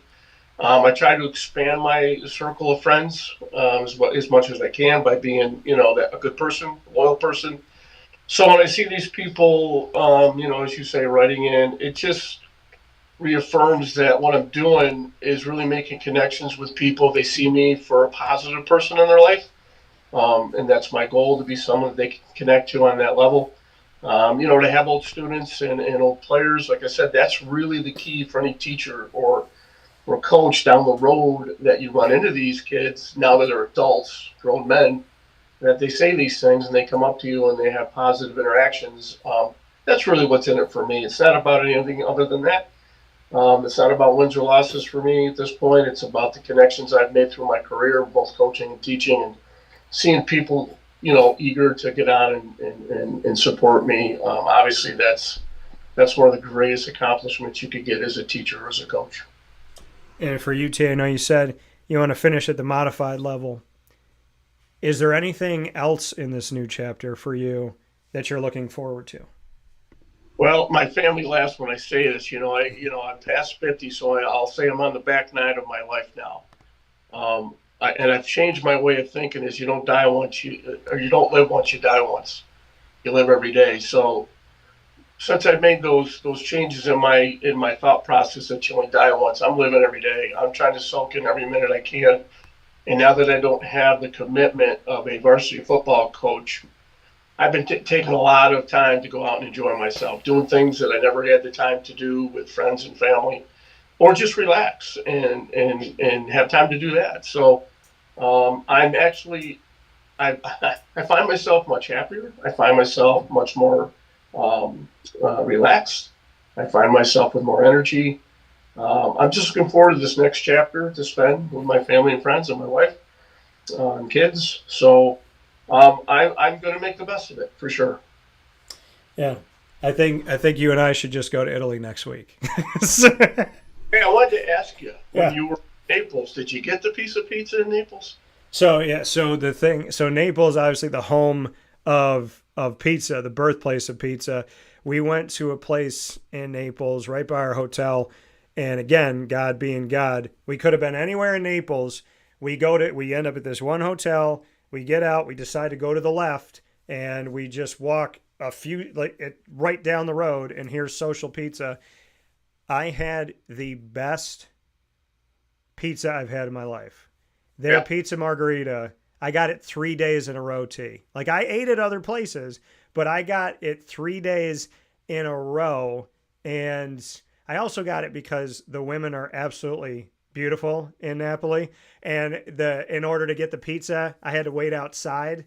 So I just got to like take in the view of Napoli while I was waiting for the pizza. But yeah, I will say that Rome had some pizza. Other places had some pizza. Capri, I had octopus pizza. That was fantastic. But in Napoli, pizza margherita, I've said it before and I'll say it again. I would fight a lion in the Colosseum for the pizza in Napoli. Well, as you said earlier, the but as you said, there's people in the world. So the food there is just incredible, all of it. And so, yeah, I got in on that octopus. I got a piece of octopus down on the Amalfi Coast. I took a picture of it and actually posted it. I got reviews from people saying, "Oh, that looks disgusting." Oh my, how is it? So it's an experience. Yeah, I have. I'm gonna bring it up here right now because I have it. I know I got it in my pictures, but the pizza that I got to get, here it is, the octopus pizza in Capri. It was fantastic. That's great. It was so good. It was just the cheese and the everything. And my dad, I was like, "You want some?" He's like, "No." And but I've had octopus before. I had it in connection to Spain the first time I had octopus, and there was just something about it that tasted really good. So I decided to get it again, and I've just continued to go with it. But I will tell people, don't knock it until you try it. And one of my very close friends and a brother to me, Isaac, he said, "I'm going to knock it," so that he won't even get anywhere near it. But octopus is surprisingly meaty, and it's very flavorful. Like, it's really, really good. You just have to get past what it looks like. I'll tell you what people don't realize. Like, I do a lot of homemade Italian cooking, especially since I've been over there. When I was in Sicily, in a pizza place, I asked if I could watch them actually make the dough and the sauce, and they were a little bit hesitant, but they allowed me to watch them. So the people over there are very kind and friendly. Yeah. Don't be afraid to ask to see those things or to experience things or ask what ingredients they use. They're really very, very, friendly and forthcoming with anything you ask, Well, I'm definitely going to have to spend some time with you because I've decided that since I ate so well and my body felt so much better over there, that I need to start cook. I love to cook, but I want to cook more at home, more of that Mediterranean, and I want to start doing these things that are better because if I've realized anything is true and not about being political, just being about the reality, RFK Jr., when he says that we got garbage in our food, you eat in Italy, you eat in America. The first meal I ate in America, my stomach started to twist. So I will absolutely say that we have a lot of stuff here we don't need. And there's a lot, I mean, eating pizza pretty much every day in Italy, and I'm in the best shape. I walked everywhere. I'm in the best shape of my life. I feel good, and I ate pizza. Absolutely. You know what I mean? So I think we definitely have to get together and talk about some of the things that you make because I'm dedicated to cooking more at home now and trying to provide for myself this healthy diet, healthy ingredients that I had in Italy. Anytime, Dan. Any stop over want to make or ask me to work with you on that? Absolutely, I would enjoy it. Well, that coming from Tee Murabito. T, we got the opportunity to put each other on the hot seat for some rapid fire. You can ask me the first question. What do you got? So, if you had to go back to Italy, or when you go back to Italy, what's the one thing you want to see that you didn't get to see, or one place you'd want to go this time that you didn't get to go? I would say, well, there's a few. I'd probably say Florence because I know that my other mom and dad, Papa Joe and Mary, I know MT, Mary gave me a bunch of places to go in Florence. So I would say Florence. I definitely want to go to Sicily. I want to see Siracusa. And I would like to do more with the Amalfi Coast.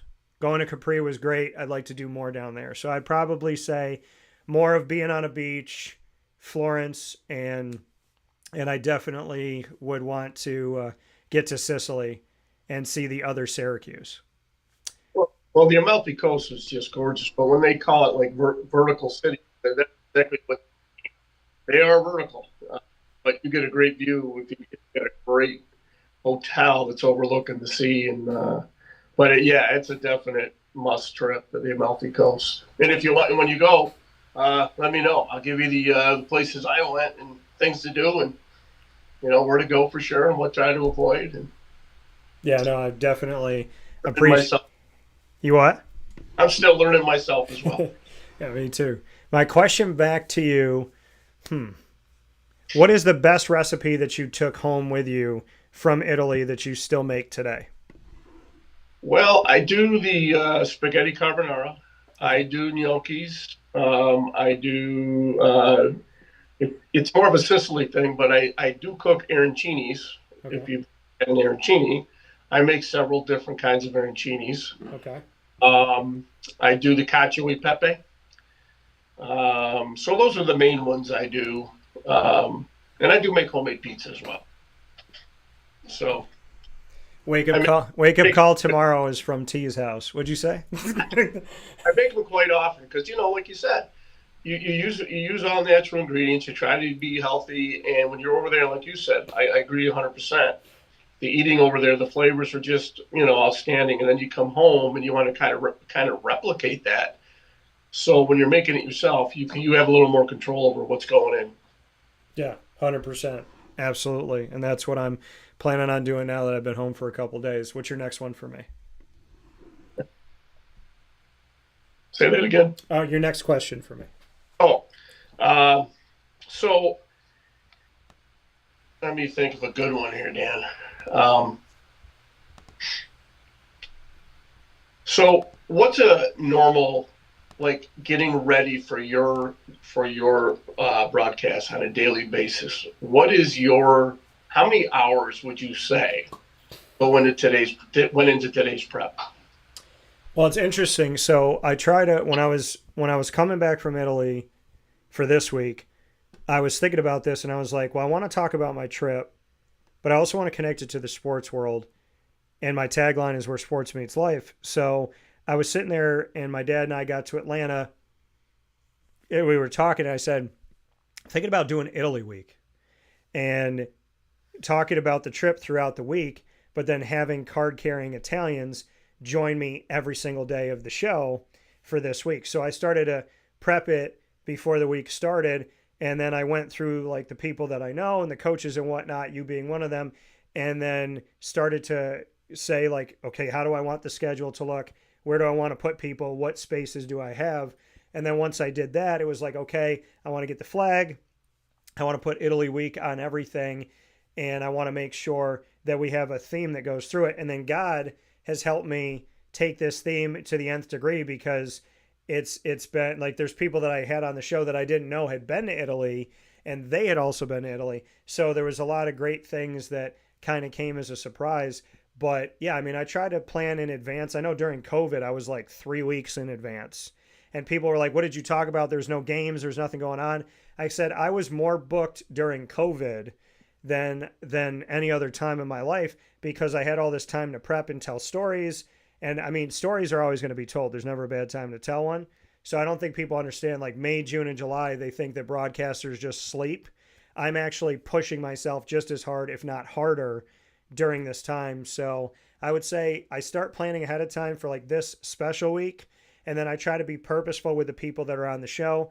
Now that we're heading into the summer, I do a thing called Commissioner Corner. So I'll start to get commissioners from all different conferences around the country. I'll ask them all similar questions so we can get a pulse for what people are thinking from the leadership places all around our country.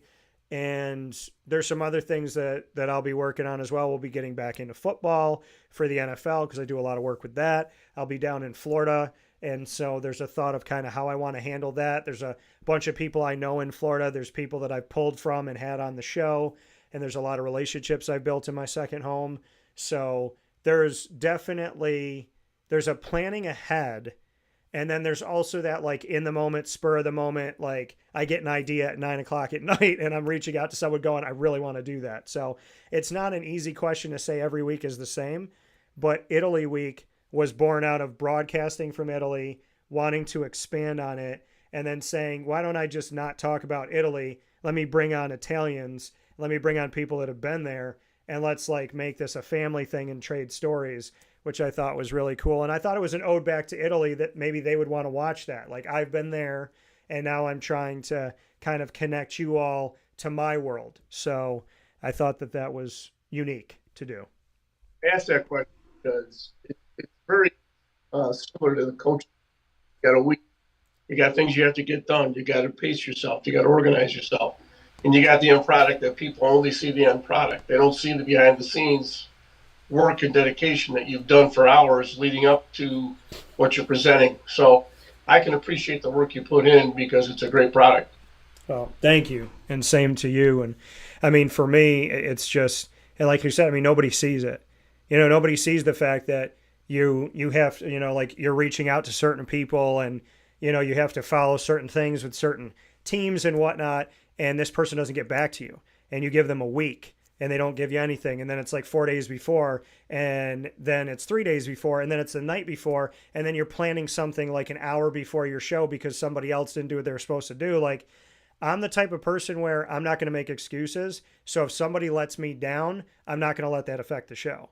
And Sure. so I have to be ready and I have to build those relationships and have the backup to the backup to the backup. And said there was like a 6-month period where digitally things were really messed up, where Facebook wasn't like reading the software that I had the same way that it always was. Nothing had changed about it, but they just weren't like playing nice. So I had to ad lib through all of that. And I've learned so many things. And it's funny, what originally was something that would piss me off or upset me, like, oh, I can't do it this way, so I got to broadcast through here, or I got to like figure out a way to get around all these things that are going on technologically to make sure I do my broadcast. Well, all of those things taught me that I could broadcast from Italy very simply.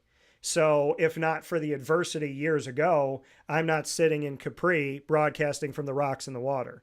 So I really value the fact that God is like, you think I'm punching you in the gut, but I'm actually going to do something in your life that's going to frustrate you now. And then you're going to turn around years later and you're going to use this thing as an asset. When it was an ass ache, now it's an asset. So I think that, you know, I think you've learned that in coaching too, that sometimes the biggest problems create the best solutions. And then you don't even realize that years down the road, like how easy it's made your life that now you know how to deal with it. Yeah, absolutely. So my question back to you, if you and I were going to do a show live from Italy, pick the place and pick the food that we're eating while we're talking. Oh boy, that's a tough one. I think I'd probably have us on the beach at the Amalfi Coast, the actual city of Amalfi, eating some seafood risotto. You know, I don't know if I shared that picture on my Facebook, but I think I did. Oh, it's just out of this world, and the smell of the sea, and just the vibe of the whole place. It's just laid back. It's the food and drink are outstanding, and just the people watching. You see people from all over the world coming through these streets. It's not just, you know, you're hanging out in downtown Syracuse and you see a select group of people. I mean, you got people around the world coming through these streets that are walking right next to you, and it's kind of a neat thing to be a part of being a part of the world that everyone in the world wants to be in the Amalfi Coast. I don't know if everybody wants to travel to Syracuse, New York, or not, but I'm sure that everyone would love to go to the Amalfi Coast and have a great meal, great drink, and just look at the surroundings and the atmosphere. It's breathtaking. Oh, I love that. Love the answer. Seafood is correct. That is the right answer. So with that being said, Tee Murabito here with us, celebrating Italy Week and celebrating his story. And as he moves on to his next chapter here with less static and more peace. Tee, as always, I appreciate you. And I send my love to your wife, to your kids, and to your whole family. And to tell you face to face here, albeit digitally, what I was thinking when I saw that proposal. I'm very happy that you're happy. Thank you, and I appreciate that because, feeling mutual when I see good things for friends, it's Yeah, so we missed you there. So you said when you see good things, then you cut out. well, I can agree with that, and the same goes back to you. When I see my friends accomplish great things and happy things, I'm so happy for them. It makes my life more meaningful as well. Well, T, we're happy for you. We look forward to it. You always have a place here on the show, and we will look forward to talking with you soon and trading some recipes as well. Up for it. All right, take care. All right, good day. Have a good day. You too. Coming from Tee Murabito once again here on Wake Up Call with Dan Tortora, where sports meets life. We will take a step aside for our final fast break here on today's show, and we'll wrap things up from the Great Lakes Honda City Studios right after this. Stay with us. In these unique times, there are those in our community that give us a sense of normalcy and positivity. Pizza Man on 50 Oswego Street in Baldwinsville has been here for you for over 35 years and is here now. Call 315-638-1234 or order online at pizzamanbville.com to bring those familiar tastes into your home. And remember to come see our monthly on-site broadcasts centered around the community and our Baldwinsville bees. Pizza Man in Baldwinsville. Any way you slice it, they are always here for you.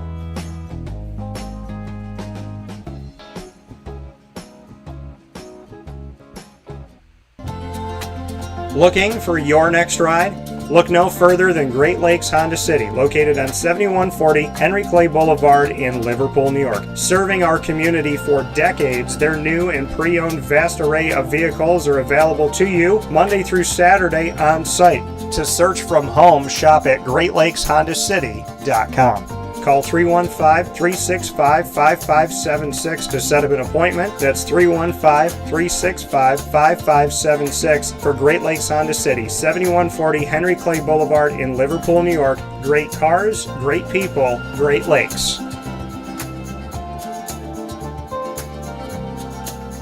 All right, you need to come out here and get yourself the Brooklyn Pickle. I was talking about this with one of my buddies. I was like, yo, there's no better sandwich in the state of New York than the Brooklyn Pickle. And now that I found out that they're going down to North Carolina, we are taking over your taste buds everywhere you are, wherever you're going to be. You need to get yourself out to the Brooklyn Pickle. Pinehurst, you just realized that you found yourself the best sandwich shop that you're ever going to have. This is a glorious moment. It's a blessing to your community. You're welcome. Brooklyn in the house, baby. Go over to the Brooklyn Pickle. You already know what it is. You heard the man. Head to Brooklyn Pickle Pinehurst on 1788 Old Morgantown Road in Southern Pines, North Carolina.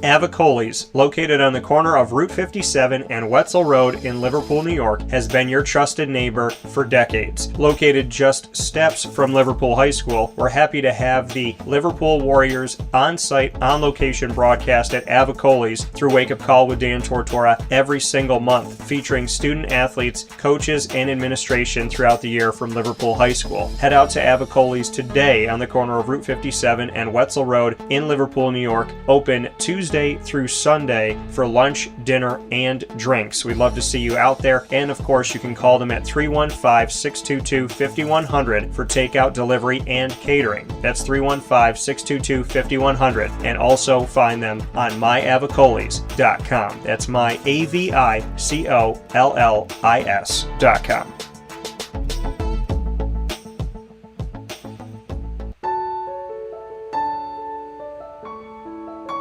Having peace of mind when you're out of town that your furry-loving friend is safe and sound means taking them to Canine Campground, because we all know that when it comes to the love of our pets, it goes well beyond the call of duty to make sure they're safe and sound.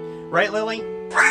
So take a ride to 242 Johnson Street in East Syracuse, New York, and see Canine Campground and where your dog will be staying, in the classic cabin, the executive cabin, the grand cabin, or of course the luxury cabin, because if you know Lily, you know she loves luxury. Now you don't have to wait to the last minute to find a family member or a friend that'll take your dog for a few days. Call Canine Campground at 315-299-4013. That's 315-299-4013. Their drop-off and pickup times are Monday through Sunday. Check K9campground.com for more information. That's the letter K, the number 9, and campground spelled with a K.com. K9campground.com. When you're going out of town, bring your dog to Canine Campground.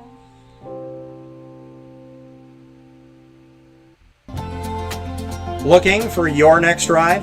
Look no further than Great Lakes Honda City, located on 7140 Henry Clay Boulevard in Liverpool, New York. Serving our community for decades, their new and pre-owned vast array of vehicles are available to you Monday through Saturday on site. To search from home, shop at GreatLakesHondaCity.com. Call 315-365-5576 to set up an appointment. That's 315-365-5576 for Great Lakes Honda City, 7140 Henry Clay Boulevard in Liverpool, New York. Great cars, great people, Great Lakes.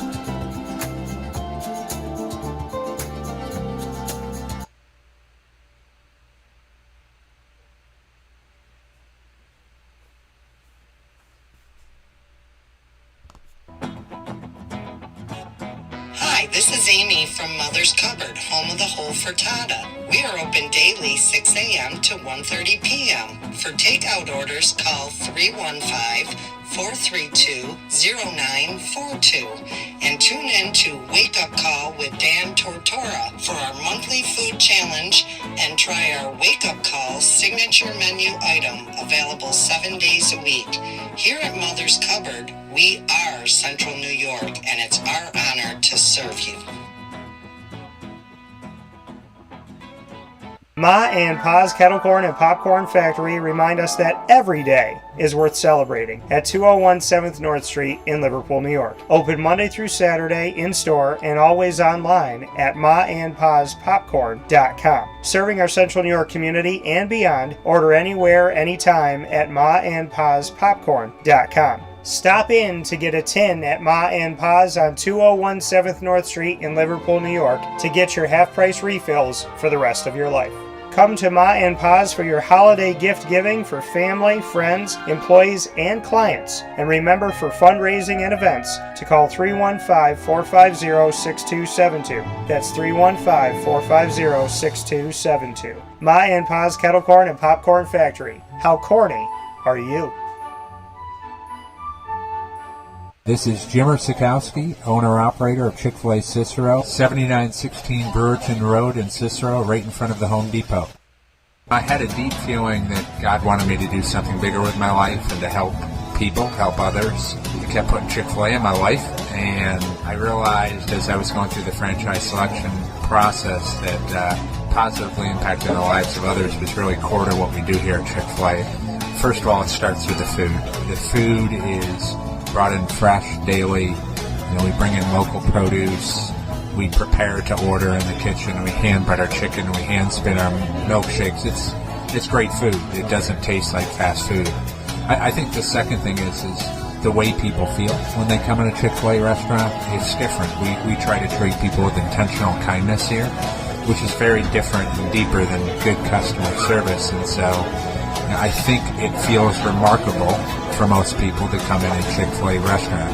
And then lastly, the impact that we try to have in the community is very different. It's a big part of the expectation of every operator of a Chick-fil-A restaurant is that they're actively engaged in their community, they're a leader in the community, and they're making a difference. When they realize that what we're striving to do is to shine a little light in their life, that's a very, very different experience than you will have in any other quick service restaurant. And it's that remarkable experience that I think people will emotionally connect with. Carvel DeWitt, it's what happy tastes like. Do you know why? Because we make ice cream. Creamy, rich, flavorful ice cream. Not yogurt or iced milk like some of our competitors. Ice cream. Fresh, by hand, daily. For the calorie conscious, we have something new for you. Our new Carvelite. Same great flavor, creaminess, and texture of our regular ice cream with only 35 calories an ounce. So whether you want an ice cream cake, flying saucer, dasher, carvalanche, hard or soft ice cream, we will satisfy your craving with our fresh, handmade regular or new Carvelite ice cream. Carvel DeWitt. It's what happy tastes like.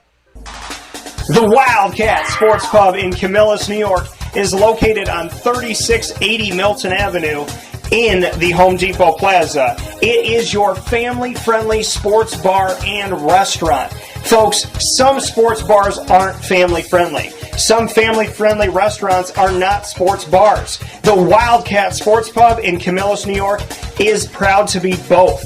It is that marriage that you've been looking for years. The Wildcat Sports Pub is your home base for your sports bar and restaurant needs, games for the kids, indoor and outdoor activities, and enough things on the menu to come back every single week and get to try something new. They're open Sundays from noon to 8 p.m., Monday through Wednesday 11 a.m. to 11 p.m., and Thursday through Saturday from 11 a.m. to midnight. For reservations and party information, call 315-487-2222 for the Wildcat family-friendly sports pub and restaurant.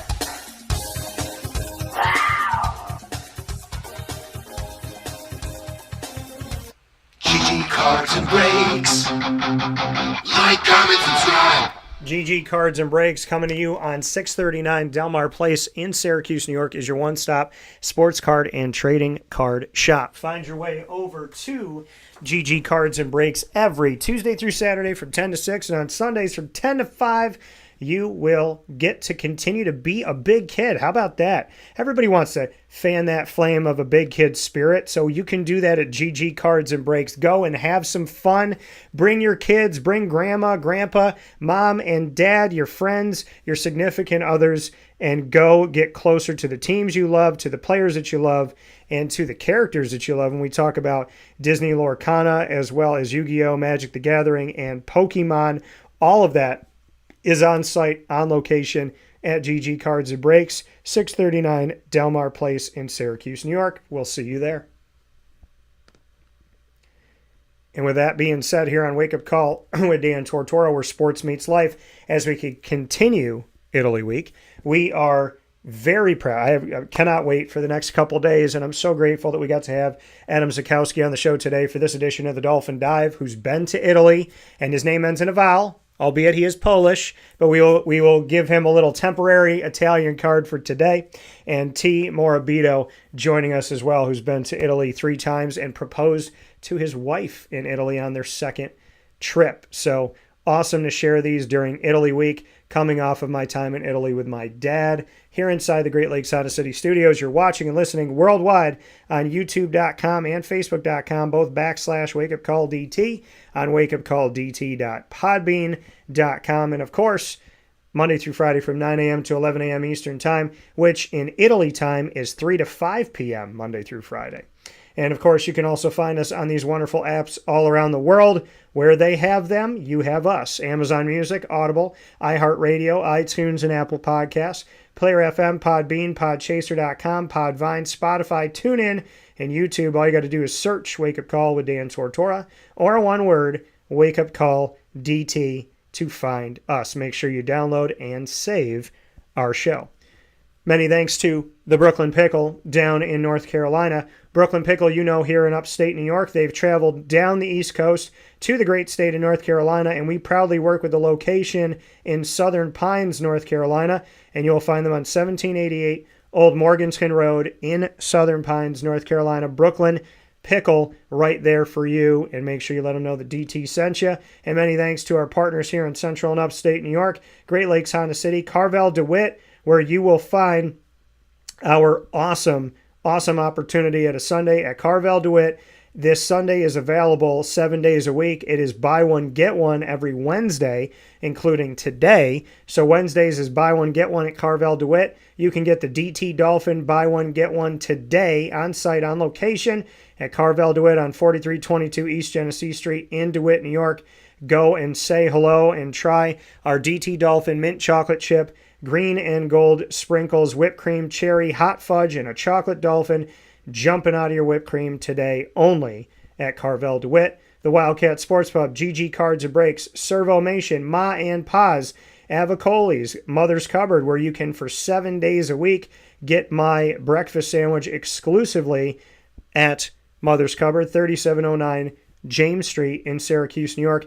Go and get my breakfast sandwich today. Bacon, egg, and cheese inside of 2 pieces of French toast. Cut it up and have it with some syrup. Pick it up and eat it like a sandwich. And you could get that every day of the week, coming to you from 6 a.m. to 1:30 p.m. daily at Mother's Cupboard. Canine Camp Dog Daycare, Chick-fil-A Cicero, Brian's Landing, Pizza Man, where we were last night with the Binghamton baseball team. Thanks to everybody that showed up and supported the team, as well as watched around the world. And of course, we are the exclusive multimedia marketing partner of your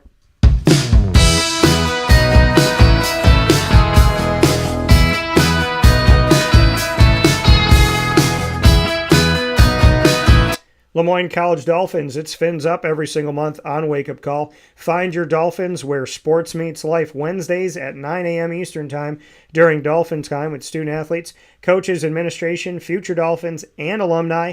They call Wake Up Call home, and you will find all of our content by going to youtube.com/wakeupcalldt. Click subscribe, hit the notification bell, and find our Moyne Dolphins playlist. The Dolphins are also on wakeupcalldt.com's homepage and underneath the exclusive partners tab. For more information, go to LeMoyneDolphins.com and Fins Up.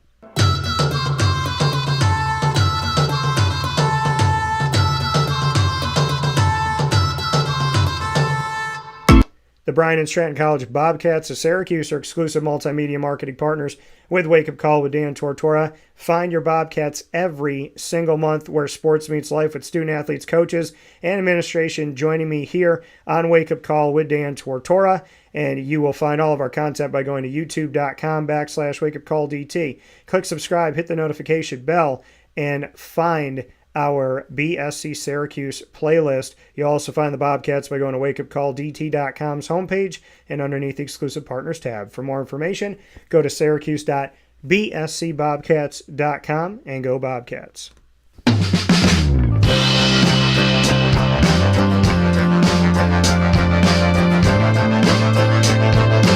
The Binghamton University Bearcats are exclusive multimedia marketing partners with Wake Up Call with Dan Tortora. Find your Bearcats every Tuesday during Bearcat Time worldwide at 10 a.m. Eastern Time.